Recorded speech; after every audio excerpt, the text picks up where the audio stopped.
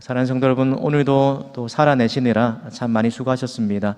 오늘 이 기도의 자리를 통하여서 하나님 주시는 새 힘과 또 새 은혜 받으시고 남은 한 주도 또 믿음으로 승리하며 살아가시는 우리 모든 성도님들 되시기를 축복합니다.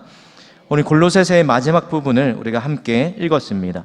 오늘 본문을 준비하고 또 묵상하고 읽으면서 이 본문이 어떤 메시지를 줄까 생각해 보았을 때 이런 질문이 떠올랐습니다. 바로 설교의 제목처럼 건강한 공동체는 어떤 공동체인가? 라는 그런 질문입니다. 오늘 나누고자 하는 말씀은 바로 이 건강한 공동체는 어떤 공동체인가? 라는 이 질문에 대한 대답으로 바울이 세 가지 요청을 하면서 마무리가 되고 있는 내용입니다. 오늘 여러분과 함께 그 세 가지 요청이 무엇인지를 함께 살펴보면서 하나님 말씀을 나누려고 합니다. 그럼 첫 번째로 건강한 공동체는 어떤 공동체인가? 바로 지혜로운 말과 행동이 있는 공동체라는 것입니다.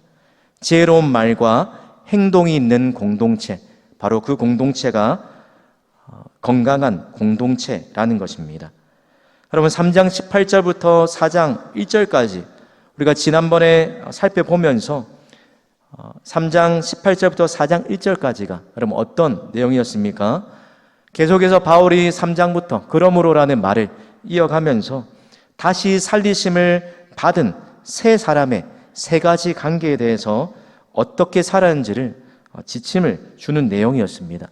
그래서 부부관계, 또 부모와 자녀, 그리고 상정과 종들 사이에서 상호 존중하고 또 책임 있는 그 관계를 다해야 한다라고 우리에게 바울이 지침을 주었습니다. 여러분, 그리고 조금 더 범위를 확장해서 오늘 우리가 읽었던 5절과 6절에도 그러한 관계를 뛰어넘는 또 한 가지 관계에 대해서 우리가 새 사람을 입은 사람답게 어떻게 행동해야 하는지를 말씀해 주고 계십니다. 우리 5절과 6절 말씀을 화면을 보고 함께 읽겠습니다. 시작. 외인에게 대해서는 지혜로 행하여 세월을 아끼라. 너희 말을 항상 은혜 가운데서 소금으로 맛을 낸과 같이 하라. 그리하면 각 사람에게 마땅히 대답할 것을 알리라. 아멘. 그럼 여기서 말하는 외인이 누구일까요? 바로 예수님을 믿지 않는 사람을 두고 외인이라고 가리킵니다. 그럼 외인에 대해서는 어떻게 대해야 합니까? 두 가지를 오늘 바울이 이야기하고 있는데, 첫 번째로 지혜로 행하여서 세월을 아끼라라고 이야기합니다. 그럼 세월을 아낀다는 말은 세월을 낭비하지 말라 그런 의미가 아니고요, 바로 기회를 사라라는 의미란 겁니다. 기회를 사라. 또 다른 의미로 기회가 왔을 때에 그 기회를 놓치지 말라라는 그 의미가 바로 세월을 아끼라라는 이 말 속에 담긴 의미입니다. 그런데 어떤 기회를 사라라는 말씀입니까? 특별히 이 말씀은 우리가 불신자, 예수님을 모르는 외인을 대할 때에 우리가 어떤 태도로 대해야 하는지를 알려주는 말씀입니다. 그러니까 기회를 사라, 기회를 놓치지 말라. 이 말은 예수님을 모르는 사람들을 우리가 대할 때에 그 전도할 기회를 허투루 흘러보내지 말라는 겁니다.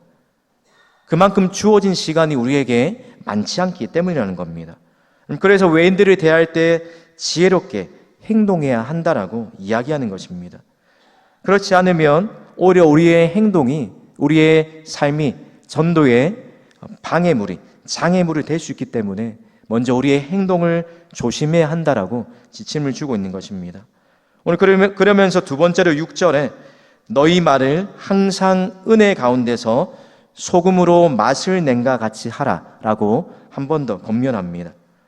여러분, 외인을 대할 때 또 하나 주의해야 할 것, 뭘 주의해야 한다고 말합니까? 이 말을 바꾸면 말을 지혜롭게 사용하라라고 우리에게 요구하고 있는 것입니다. 그럼 특별히 우리가 교회 밖의 불신자들을 대할 때에 그들에게 전도지가 우리의 삶이라고 많이 이야기하는 것처럼 우리가 불신자를 대할 때에 더 조심하고 더 지혜가 필요한 부분이 바로 우리의 행동과 우리의 언행이라는 것입니다. 그래서 말을 사용할 때 어떻게 사용하라 말합니까? 소금으로 맛을 내는 것처럼 그렇게 사용해야 한다라고 이야기하고 있는 것입니다. 그럼 소금으로 맛을 낼 때 어떻게 맛있네죠. 너무 많이 넣으면 짜게 됩니다. 그리고 또 너무 적게 넣으면 싱겁게 됩니다. 그래서 양을 아주 적절하게 잘 조절해서 알맞게 넣어야지 소금으로 맛을 낼 수가 있습니다. 그럼 마찬가지로 말도 그렇다는 겁니다. 시적절하게 또 경우에 합당한 말을 어떻게 하라고요? 항상 은혜 가운데서 사용해야 한다라고 이야기합니다. 왜 그렇습니까? 그래야 사람의 마음을 잃지 않고 우리가 복음을 전할 기회를 또 놓치지 않기 때문입니다. 여러분, 특별히 믿는 자들은 모든 상황 가운데서 은혜로운 말을 해야 합니다. 여러분, 어떤 분이 은혜롭게 말한다는 말을 이렇게 풀어서 설명했습니다. 우리 화면을 한번 보십시오. 은혜롭게 말한다는 것은 영적이고 유익하고 적합하고 친절하고 민감하고 의미심장하고 보완하고 온유하고 진실하고 애정어린 사려 깊은 말을 한다는 뜻이다. 여러분, 우리가 잘 아는 대로 바울이 에베소서 4장 29절에서도 이렇게 이야기합니다. 우리 에베소서 4장 29절 말씀 함께 읽습니다. 시작. 무릇 더러운 말은 너희 입 밖에도 내지 말고 오직 덕을 세우는데 소용되는 대로 선한 말을 하여 듣는 자들에게 은혜를 끼치게 하라. 여러분, 성도 여러분, 믿지 않는 사람들과의 관계 속에서 또 아울러서 믿는 자들의 관계를 포함해서 우리가 특별히 주의할 것이 바로 말과 행동이라는 겁니다. 여러분의 말은 사람을 얻는 말입니까? 아니면 말 때문에 사람을 잃어가는 말입니까? 또 우리가 사용하는 말은 우리의 말로서 공동체를 세우는 말입니까? 아니면 허무는 말입니까? 바라기는 저와 여러분의 지혜로운 말과 행동을 통하여서 우리의 가정과 공동체를 세워가고 또 특별히 외인들을 대할 때 그 사람들을 옳은 대로 하나님께로 인도할 수 있는 그런 복음의 통로로 사용되는 은혜가 저와 여러분 가운데에 함께 하시기를 소망합니다.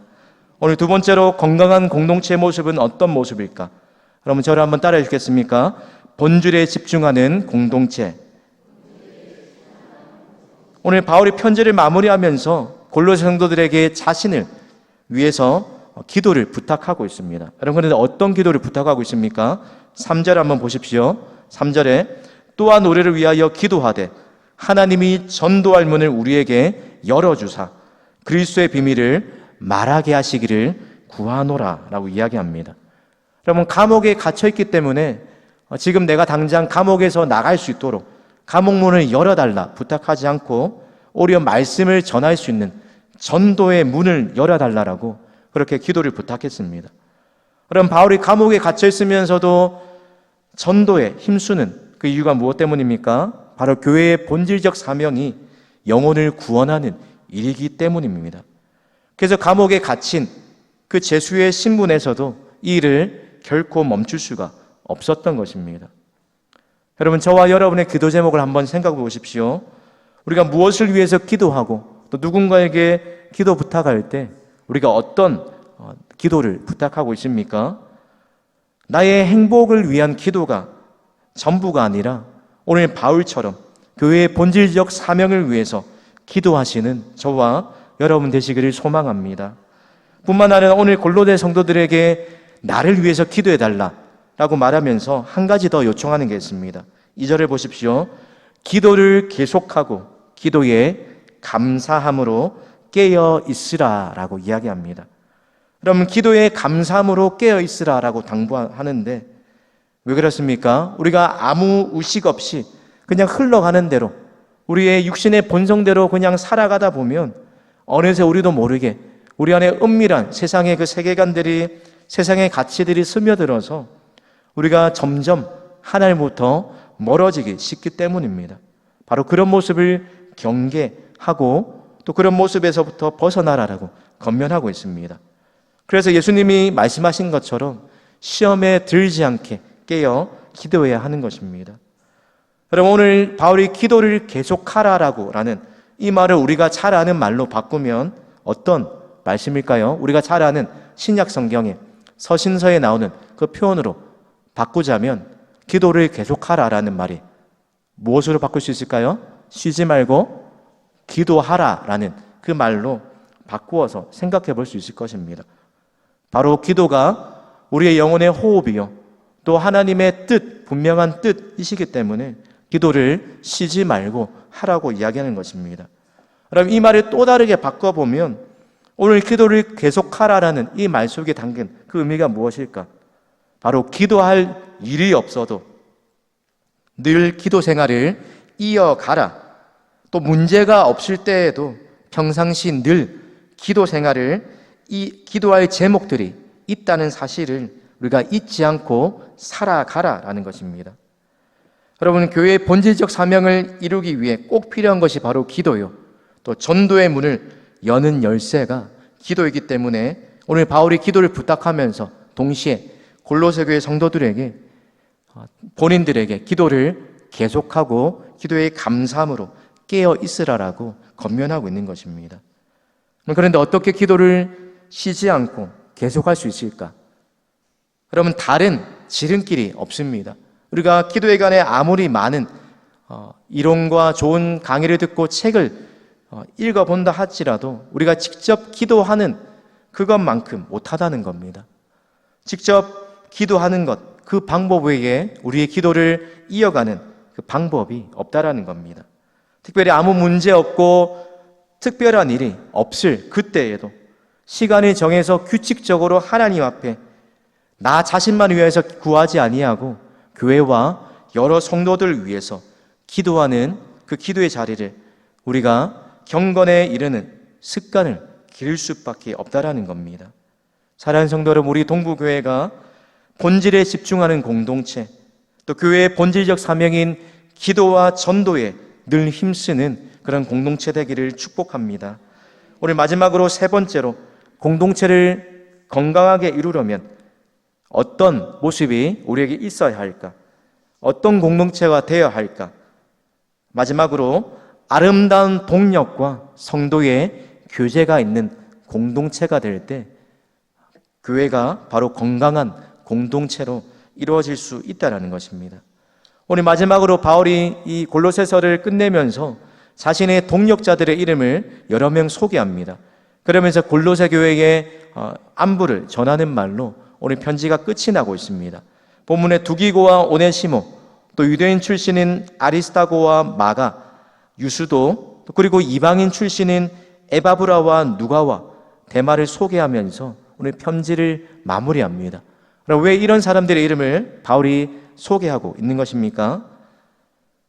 우리는 바울이 생각할 때에 바울이 아주 위대한 사도라고 그렇게 여깁니다. 그런데 여러분, 그런 위대한 사도 바울조차도 얼마나 많은 사람들의 섬김과 도움을 받았는지 모른다는 것입니다. 그가 다메섹 도상에서 예수님을 만나고 신앙이 자라기까지 바나바라는 탁월한 조력자가 곁에 있었습니다. 그리고 그 이후에도 그의 삶의 사역의 현장을 늘 보면 그 곁에 많은 동력자들이 심지어 감옥에서도 함께했던 모습을 자주 발견하게 된다는 것입니다. 오늘 우리가 읽었던 7절부터 11절까지 반복해서 나오는 단어 하나가 있는데요, 바로 함께라는 단어입니다. 7절에 주 안에서 함께 종이 된 자니라, 9절에 신실하고 사랑을 받는 형제 오네시모를 함께 보내노니, 10절에 나와 함께 갇힌 아리스타고와, 마지막 11절에 이들만은 하나님의 나라를 위하여 함께 역사하는 자들이다 라고 이야기합니다. 그럼 왜 함께가 강조되고 있습니까? 하나님 나라의 일에는 독불장군이 있을 수 없다라는 겁니다. 하나님 나라는 동력자와 함께 세워가는 나라라는 것입니다. 그래서 누구의 도움 없이 혼자서 그 누구도 하나님의 일을 이루어낼 수 있는 사람은 결코 없다라는 겁니다. 그래서 바울은 혼자 일하지 않고 항상 함께 일하고 오늘 본문에도 또 서로의 사정을 알리면서 위로를 주고 받았습니다. 오늘 골로새 교회에 바울이 두기고와 오네시모를 보냈습니다. 그 이유가 무엇입니까? 바울의 사정을 알릴 뿐만 아니라 또 성도들의 마음을 위로하기 위해서 보냈습니다. 여러분, 바울도 위대한 사도였지만 그도 인간인지라 위로가 필요했습니다. 그래서 바울에게 위로가 되었던 그 사람이 소개하면서 아리스타고가 나에게 위로가 되었다라고 이야기합니다. 그가 로마 감옥에 수감되었을 때 홀로 외롭고 힘든 그 상황에 놓여 있을 때에 바로 바울과 함께 갇히고 바울 곁에 있으면서 바울에게 위로가 되었던 그 사람이 아리스타고였다는 것입니다. 오늘 아리스타고처럼 골로새 성도들에게 위로를 준 사람이 있습니다. 바로 에바브라입니다. 그가 어떤 사람인지 12절 말씀을 우리 같이 읽겠습니다. 시작. 그가 항상 너희를 위하여 애써 기도하여 너희로 하나님의 모든 뜻 가운데서 완전하고 확신 있게 서기를 구하니. 오늘 이 골로새 성도들 위하여서 애써 기도하면서 이를 위해서 힘써 중보하고 수고했던, 그래하면서 이 성도들에게 위로를 줬던 인물이 바로 아리스타고였습니다. 사랑하는 성도 여러분, 내가 힘들고 어려울 때 오늘 바울 곁에 있었던 이 아리스타고와 에바브라처럼 여러분과 함께하고 여러분의 사정을 나누면서 기도해 줄 수 있는 그런 믿음의 동력자가 있으십니까? 있다라면 감사하시기 바랍니다. 또 만약에 없다라면 여러분의 소식과 사정을 알리고 함께 기도해달라고 부탁하시기 바랍니다. 그럼 말세의 특징을 디모데서에 보니까 무정함과 무관심이라고 표현합니다. 가면 갈수록 자기의 사정을 알리지도 않고 또 다른 사람들의 형편에 대해서 궁금하지도 않는, 옆집의 상황이 어떤지도 모르는 그런 시대를 우리가 살아가지만, 그러나 건강한 공동체는 바로 함께하는 공동체요, 또 아름다운 동력과 성도의 교제가 있는 공동체라는 사실을 기억하시기를 바랍니다. 여러분이 속해 있는 각 다락방과 전도회가 서로를 향한 간신과 사랑이 넘쳐나고 또 서로 위로하고 위로받는 그런 성도의 교제가 풍성한 모임 되시기를 축복합니다. 오늘 전도서 4장 10절과 12절 말씀을 기억하시길 바랍니다. 전도서 4장 10절에서 홀로 있어 넘어지고 붙들어 일으켜줄 자가 없는 자에게는 화가 있으리라라고 말합니다. 그런데 동시에 12절에 또 이렇게 이야기합니다. 함께 읽겠습니다. 시작. 한 사람이면 패하겠거니와 두 사람이면 맞설 수 있나니 세 겹줄은 쉽게 끊어지지 아니하느니라. 아멘. 여러분, 하나님의 나라를 확장하는 그 일도 혼자 감당하려면 너무나 버겁고 어려운 일처럼 여겨지지만, 오늘 바울 곁에 있었던 수많은 믿음의 동력자들처럼 함께 힘을 보태는 사람이 있다라면, 동력하는 사람이 있으면 그 어떤 어려운 일도 이겨낼 수 있게 됩니다. 사랑하는 성도 여러분, 건강한 믿음의 공동체가 되려면 오늘 우리가 함께 나눴던 세 가지의 모습을 갖추도록 기도해야 합니다. 우리 동부교회가 지혜로운 말과 행동이 있는 공동체, 또 본질에 집중하는 공동체, 더 나아가서 아름다운 동력과 성도의 교제가 있는 공동체로 날마다 세워져 가기를 주님의 이름으로 축복합니다. 기도하겠습니다. 하나님 아버지, 교회 안에서만이 아니라 교회 밖에서도 새 사람을 입은 사람답게 살아가기 원합니다. 우리의 행동과 입술에 지혜와 은혜를 더하여 주셔서 하나님께 영광이요 외인들에게는 하나님을 증거할 수 있는 복된 입술과 행동이 되게 하여 주시옵소서. 우리에게 귀한 믿음의 공동체를 허락하시고 믿음의 동력자들을 붙여주시니 감사합니다. 동부교회가 본질에 집중하는 교회, 성도의 아름다운 교제와 아름다운 동력이 더욱 풍성하게 나타나는 교회로 세워져 가게 하여 주시옵소서. 감사드리며 예수님의 이름으로 기도드립니다. 아멘.